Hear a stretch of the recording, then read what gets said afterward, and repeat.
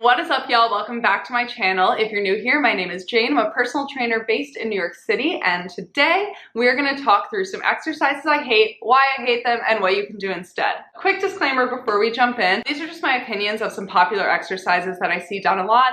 And if you love these exercises, 1000% keep doing them, keep doing things that you enjoy. However, these are just things that I personally don't like, or maybe just haven't felt good in my body. And so I wanted to give you some variations of exercises that work similar muscles in case you don't like them either, because life is too short to be doing exercises you don't enjoy doing. So with that, let's go ahead and jump into today's video. So if you've been subscribed to my channel for a minute, you probably know that I really dislike crunches. For me, personally, don't feel good in my body, okay? When I pulled my back muscle, I don't even know, 4 years ago, 5 years ago maybe? Not sure, but crunches was something that I was doing a lot of back then. And after I hurt my back, I found that that was just adding to that pain. Afterwards, I would always feel sore in my back. I probably was not doing crunches correctly because personally, I find that the form of crunches can be very, very challenging to master, especially if you have previous injuries or maybe you just have an underactive core in general. I find that for me and a lot of other people that I've talked to, crunches are actually surprisingly difficult and challenging and don't feel great on everyone's body. Personally, they also go against my philosophy of how I like to train the core. So the way that I personally think about training the core is that we want to train the core to be strong for life. So we want everything to be able to come on over into life, into weightlifting, into all of these things. So when we're weightlifting or, just going about living our lives, we want to make sure that we have great posture, that the core is able to support the spine and protect those internal organs. If we're overtraining that flexion of bending the spine forward and creating a lot of curves in the spine, to me that just doesn't transfer over as well into our everyday life. So I prefer to train anti-movements, which basically just means that we're resisting change within the core. So instead of training the core to flex like crunches, you're going to be training the core to actually resist that movement. So the first example of that is goblet carries. Goblet carries are a really great way to train anti-flexion. So resisting that urge to bend forward or create that curve in the spine. So the way that you're going to do that is by holding a heavy weight close to your chest and just going on a walk. If you don't have room to walk or walking feels a bit challenging, you can start with just walking in place or even marching your legs. So the goal here is to try and stay as tall as you can. You're going to feel this right in the front part of your core, similar to where you would feel crunches. Another great exercise is farmer's carries. So similar idea, but now you just have two weights hanging down by your side, one in each hand. This is going to work similar muscles, but also so much more. So because we're resisting that motion, we're not only going to get activation in your abs, but we're also going to get activation in the lats and in your back. So now we're not just looking at your abs, but we're looking at the core as a 360-degree muscle group. Number two is plank dips or side crunches. So this one has very similar vibes to the first one. First of all, it just personally goes against my philosophy for how I prefer to train the core. And I also experienced back pain when I was doing these. So again, this was something that I was doing a lot of back when I got injured. Well, I guess I was doing them before I got injured, and then I didn't really understand at that point how to train post-injury. So I was just doing the exact same thing I was doing before and found that this was actually making my injury so much worse. And for a lot of people, especially once you start putting weight on these exercises, it can put a lot of strain on your spine. The spine isn't really meant to bend super far to the side, especially now with a weight on it. So adding a lot of weight to those exercises over time can put a lot of pressure on your spine. So as a trainer, we're always looking at exercises as risk versus reward. So every single exercise has a risk. Every time you walk into the gym, there is a little bit of risk, but we always want to make sure that the reward is higher than that risk. So personally, when it comes to exercises like this, I just don't think that the reward is worth the risk, especially once you start loading these patterns. There are some other variations that work similar muscle groups that I just feel are a safer option for most people. So instead of these, what I prefer is, first of all, just good old-fashioned side planks. Who doesn't love a side plank? If you feel like you have mastered side planks and you're ready for something a little bit harder, instead of dipping the hip down to the side, I actually recommend moving that top leg. So there's a lot of different ways you can move that top leg. You can just move it up and down. You can do some knee taps with your hand and the knee. You can even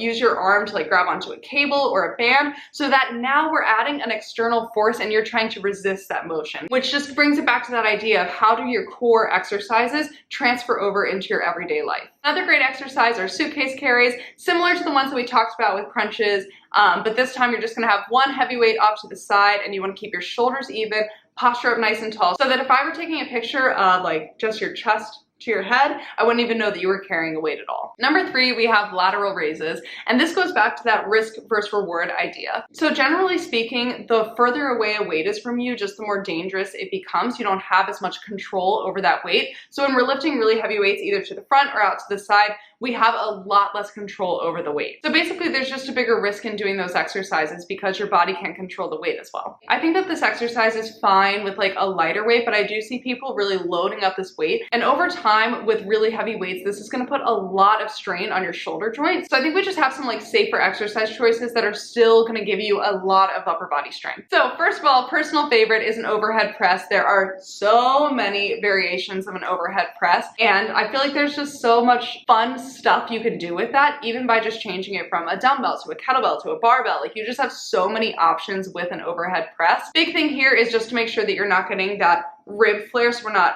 pulling the ribs open, but we're keeping them tight. The ribs are being pulled down into your pelvis.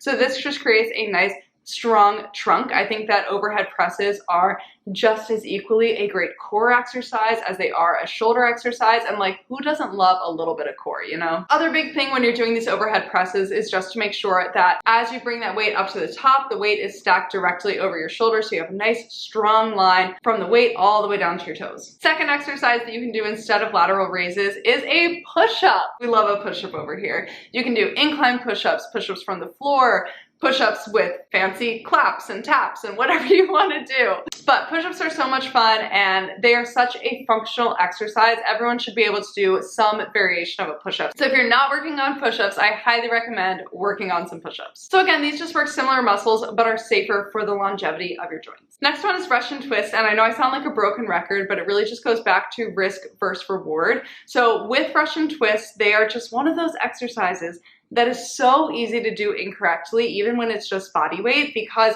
we tend to think that twisting further is better, but that is incorrect when it comes to Russian twist. Sometimes when we twist too far, or if we're not using our core well enough, if this is done improperly over time, you can start to cause shearing in the cartilage in your spine. So over time, you'll start to lose that protective layer, which can lead to pain in your back. And we want to avoid back pain at all costs. So let's be realistic. We're still going to have rotation in our day-to-day life. There are literally right now, like, I'm rotating. So we want to make sure that we're rotating correctly and that we're rotating from our core. Chops and lifts are a fantastic exercise. So many fun variations you can do of these. You can do these with a cable machine, a kettlebell, a dumbbell, even like a backpack, a baby. Like, there's literally so much you can do with these. Yeah, so give it a shot. Next time you're feeling like you want some rotational exercises, highly recommend chops and lifts. So the next one I have for you is barbell back squats. And I don't hate barbell back squats, okay, before we jump on that.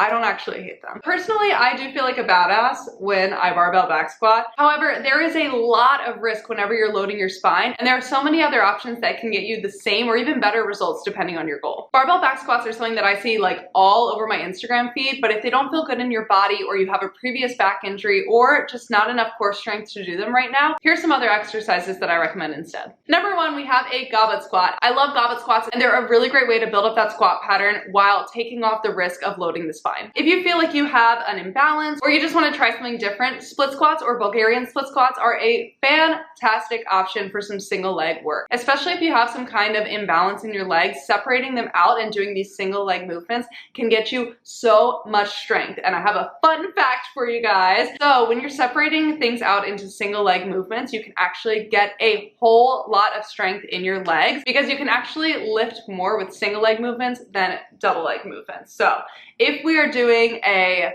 goblet squat, I'll take myself for example. So I can goblet squat about 24 kilograms, but when I'm doing a Bulgarian split squat, I can have 14 kilograms in each hand. So that is like 28 kilograms in each leg. And when we add that together, that is math, 28. What is 28 times 2? Is 56 kilograms, which is nuts. I definitely cannot squat 56 kilograms in a goblet position, but I can totally split squat 56 or 28 on each leg. Math is killing me right now. So that's just an example. So when you separate out legs, typically you can lift more with that one leg and create a lot of strength in that one leg.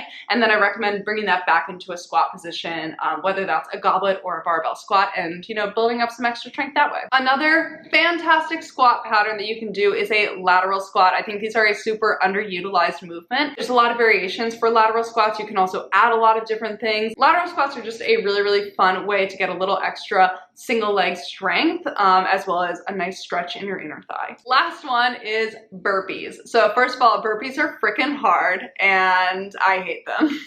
I really think that the only reason you need to be doing burpees is if burpees are something that you genuinely enjoy doing. But you don't need burpees in your routine. But if y'all want a video of exercises that you do need in your routine, let me know and I can make that. The only reason I can think of why people would do burpees is just to get your heart rate up really fast, whether you're doing like HIIT or you just want a little extra cardio or you just want a really difficult exercise. I feel like that's when you would potentially throw in a burpee. And there are so many other exercises you can do. So just for like simplicity's sake, anytime that you're getting on and off of the floor, that's going to raise your heart rate. So if you don't like doing burpees, inchworms might be a really great sub because we're still getting that same movement pattern of getting on and off the floor, but we're just taking out the jump and the push-up. If you're really feeling like you want to jump, box jumps are a really great jumping exercise that can also get your heart rate up really fast. Or if you're looking for a low impact power exercise, learn how to kettlebell swing. Kettlebell swings are so fantastic because they're low impact, but we still get the power and you can really work your way up through the weights. Most power exercises are gonna give you the same effect as burpees. So if you don't like burpees, you can switch them out for pretty much any power exercise. So that's all I have for y'all today. Obviously, these are my opinions and now I would love to hear your opinions. So if you love any of these exercises, if you hate them